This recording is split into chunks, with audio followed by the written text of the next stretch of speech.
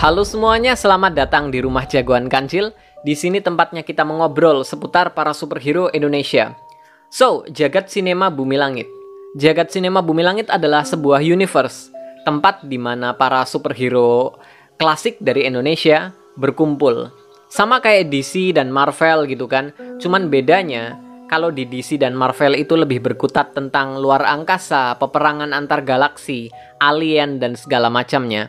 Kalau Bumi Langit ini aku lihat lebih berkutat ke kisah peradaban di masa lalu. Lalu dunia mistis, dunia gaib, jin, siluman, iblis kayak gitu kan. Meskipun begitu, di Jagat Sinema Bumi Langit belum diperlihatkan sedikit pun pertanda bahwa ada superhero yang memiliki kekuatan sihir. Padahal mereka udah launching Jagat Sinema Bumi Langit Jilid 1 kemarin kan, mengumumkan judul-judul yang akan tayang, mengumumkan karakter-karakter yang akan muncul. Tapi dari semuanya, tidak ada satupun superhero yang memiliki dasar kekuatan sihir. Padahal tema universe-nya tentang mistis gitu kan. Tapi masa nggak ada? Di DC dan Marvel aja ada gitu loh. Di DC ada Constantine, ada Dr. Fate, ada Zatanna, ada Raven. Kalau di Marvel ada Doctor Strange, ada Scarlet Witch, dan juga ada Loki, ada Agatha gitu kan. Ada banyak sekali jagoan-jagoan mereka yang memiliki kekuatan sihir. Di Bumi Langit ini belum dimunculkan. Padahal sebenarnya ada loh. Ada jagoan-jagoan Bumi Langit yang memiliki dasar kekuatan sihir. Siapa? Nah, dua dari mereka akan aku bahas di sini. Mereka adalah Her Bintang dan Siti Gahara. Kebetulan mereka sedang diangkat oleh Bumi Langit di kisah Bumi Langit Misteri. Kisah tentang mereka bisa kalian baca melalui thread Twitter alias utas yang dibuat oleh Bumi Langit di Twitter. Buat kalian yang pengen baca cerita ini, linknya sudah aku tulis di deskripsi video ini lengkap. Kalian tinggal klik aja lalu baca gitu ya di Twitter. Sejauh ini mereka udah bikin sekitar 5 season lah ya, 5 season cerita gitu kan. Season pertama judulnya Kasakusuk Pos Ronda. Season yang pertama ini emang agak singkat ya, karena ini cuma sebagai perkenalan untuk karakter Jalung. Jalung itu siapa sih? Jalung adalah orang yang memiliki bakat luar biasa di bidang ilmu gaib. Dia bisa melihat makhluk halus, dia bisa berkomunikasi dengan makhluk halus, dia juga bisa mencegah makhluk halus untuk berbuat jahat kepada manusia. Tiap episodenya kita dikasih lihat beberapa kasus mistis yang ditangani oleh Jalung. Kalau boleh jujur, season pertama ini rasanya memang kurang nendang sih. Ceritanya tetap menarik, tetap serem gitu kan, aku tetap merinding bacanya. Cuman entahlah, mungkin karena aku belum kenal dengan karakter Jalung gitu ya waktu bacanya pertama kali. Jadi aku nggak tahu ini Bumi Langit nih ceritanya gitu kan. Kenapa tiba-tiba misteri dan tidak ada satupun karakter superhero yang dibahas di sini gitu kan. Jadi aku bacanya juga agak-agak gimana gitu kan. Karena tokoh yang diperkenalkan semuanya baru. Jadi mungkin karena itu. Untungnya season pertama ini lumayan singkat ya. Agak pendek banget gitu kan. Dan di akhir seasonnya aku langsung dibuat hype lagi. Karena mereka menyebutkan seorang karakter yang sangat aku kenal. Sama seperti Jalung, dia juga memiliki ilmu gaib yang luar biasa. Dan dia adalah Siti Gahara. Akhirnya jagoan favoritku muncul juga. Dan ini langsung berlanjut ke season kedua yang berfokus kepada Siti Gahara. Season ini berjudul Email Gahara.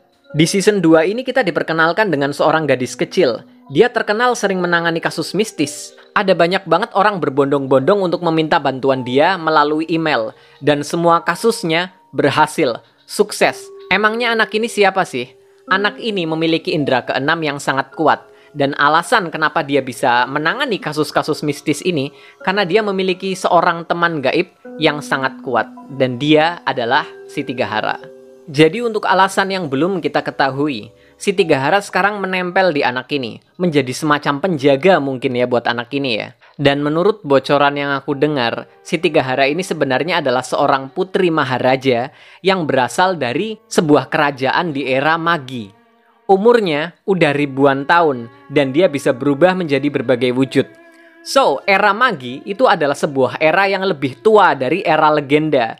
Jadi ini lebih kuno lagi. Berarti sejauh ini Siti Gahara adalah karakter yang paling tua di Jagat Bumi Langit Revolusi. Jadi season 2 ini berkutat seputar Siti Gahara yang membantu anak ini menyelesaikan berbagai masalah yang diakibatkan oleh para hantu, para makhluk-makhluk kejadian dan yang lain-lainnya. Aku suka banget konsep ini. Aku suka banget anak ini bertindak seperti semacam detektif mistis gitu ya, yang membantu menyelesaikan masalah-masalah, dan dia dibantu oleh si Tigahara. Si Tigahara jadi backupnya gitu. Aku suka banget sama konsep ini. Lalu selanjutnya di season 3, judulnya adalah Kasakusuk Pos Ronda Pewaris Setan. Di season inilah kita mendapatkan kisah origin dari Jalung, yang ternyata adalah Herbintang. Yap, Jalung ternyata adalah Herbintang, salah satu jagoan bumi langit yang memiliki dasar kekuatan sihir. Dan di sini juga kita dikenalkan ke karakter bernama Gagah. Dia adalah adik Jalung, dan sama seperti Jalung, Gagah ini juga sangat berbakat seputar dunia-dunia mistis. Bedanya, kalau Jalung dikelilingi oleh aura positif, Gagah ini dikelilingi oleh aura negatif. Ini membuat Gagah dikelilingi oleh banyak sekali makhluk-makhluk jahat, dan ini akhirnya membentuk kepribadiannya menjadi keji dan juga bengis. Jadi ada dua kakak beradik, Jalung dan Gagah. Mereka sama-sama memiliki bakat ilmu sihir yang luar biasa, tapi mereka saling bertolak belakang. Sebenarnya dari mana asalnya, dari mana mereka mendapatkan kekuatan ini gitu kan? Apakah turun-temurun? Masih belum diungkap sih soal itu. Tapi kita juga diperkenalkan ke nenek mereka. Jadi nenek mereka juga memiliki ilmu sihir yang luar biasa, dan nenek inilah yang mengajari mereka cara untuk mengasah dan mengendalikan kekuatan sihir mereka. Jadi season ketiga ini lebih berfokus ke asal-usulnya Jalung dan juga Gagah, latar belakangnya mereka, bagaimana mereka mendapatkan kekuatan, bagaimana Jalung akhirnya menjadi Herbintang, dan bagaimana hubungan rumit mereka gitu kan, yang akhirnya mereka cekcok dan segala macamnya. Lalu 2 season selanjutnya berjudul Pengumpul Astral dan juga Catatan Kematian. Di 2 season terakhir ini menceritakan kisah Jalung menghadapi Gagah yang makin lama semakin liar dan menyeret banyak korban. Oh ya, selain Jalung, si Tigahara dan juga Gagah, ada banyak sekali karakter-karakter menarik yang juga muncul di cerita ini. Ada sosok monyet gaib yang disebut sebagai Kiwanara Manglong. Dia sosok kuat yang sebenarnya baik, tapi dikendalikan dan dimanfaatkan oleh Gagah. Lalu juga ada Abapati. Dia manusia jahat yang mencari ilmu dan akhirnya berubah menjadi roh jahat. Lalu juga ada Nyi Ayu Kesi. Dia setan yang menghuni alas abang. Dan terakhir juga ada si perempuan lintah. Dia ini salah satu makhluk gaib yang paling berbahaya, yang ilmunya ada di atas Jalung alias Herbintang. Kisah misteri Bumi Langit ini menurutku menarik banget buat diikuti. Apalagi ini satu-satunya kisah Bumi Langit yang bener-bener seputar dunia misteri gitu kan. Dan mereka juga nggak nanggung loh, ceritanya bener-bener serem banget gitu kan. Selain itu di sini juga jadi debutnya si Tigahara dan juga Herbintang di Jagat Bumi Langit Revolusi. Jadi buat kalian yang pengen baca, link untuk ceritanya ada di deskripsi video ini, lengkap dari season 1 sampai 5. Buat Bumi Langit, kalau bisa ini dijadiin buku dong, dengan beberapa perbaikan pastinya ya, karena kan format Twitter sama format novel buku itu beda gitu kan.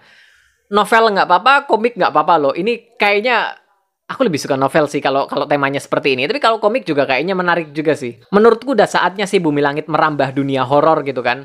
You know what? Saat baca kisah misteri Bumi Langit ini, yang ada di pikiranku itu selalu, ini kayaknya bagus banget kalau dibikin series live action. Bener-bener keren banget gitu kan. Sesuai selera penonton Indonesia yang doyan cerita serem gitu kan.